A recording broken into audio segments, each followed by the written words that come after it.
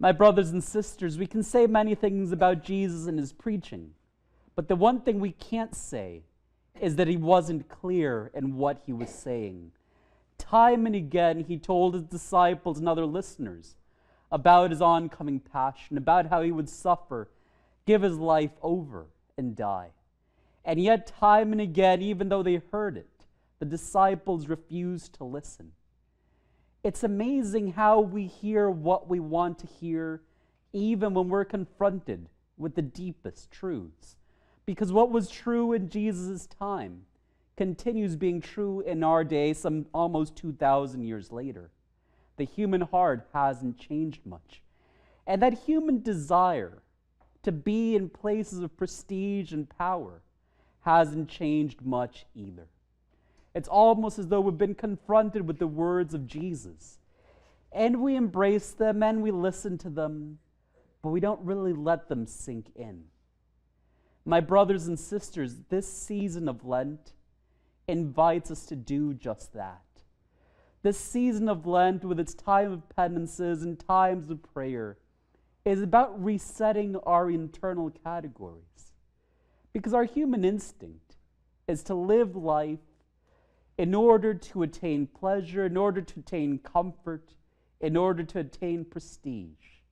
Because on some levels, especially in our prevailing culture, we wrestle with that temptation to believe that it is in these things that point inward to ourselves and our desires that we will find happiness and fulfillment. What God offers us is pretty much the exact opposite. Yes, he calls us to rest. And yes, he calls us to find comfort. But it is not the comfort that swaddles us up. It is the comfort where we know we are meant to be, where we exist and most fully flourish as who God created us to be. And this comfort then is not found by our human means. Certainly not found in power, prestige, popularity, all those things our society and so many of our leaders aspire to, because those things are here today and gone tomorrow. And so if we are going to build that structure that truly lasts, it must be built on something permanent. And that permanence is found in our relationship with the Lord.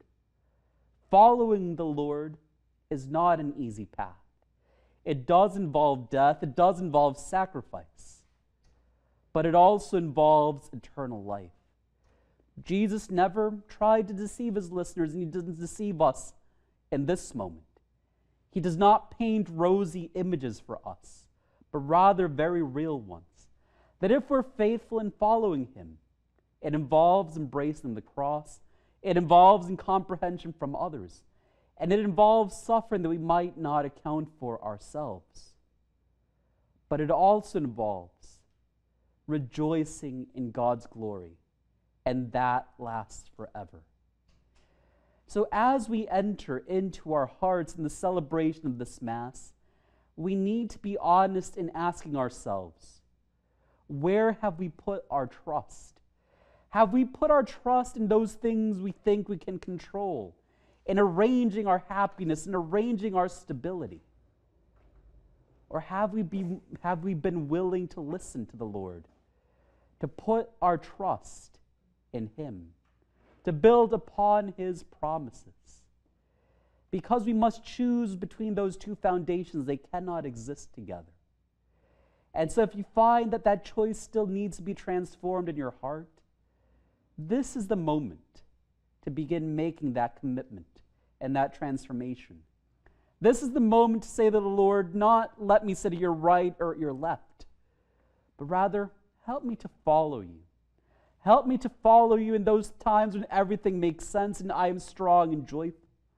Help me to follow you in those times of suffering and difficulty and where things don't seem as clear. Because it is in following the Lord that we will get to where we truly desire to go. To that place where we flourish, where we rejoice forever. A place where nothing in this world and nothing that can be promised to us by anyone else than God will ever equal to.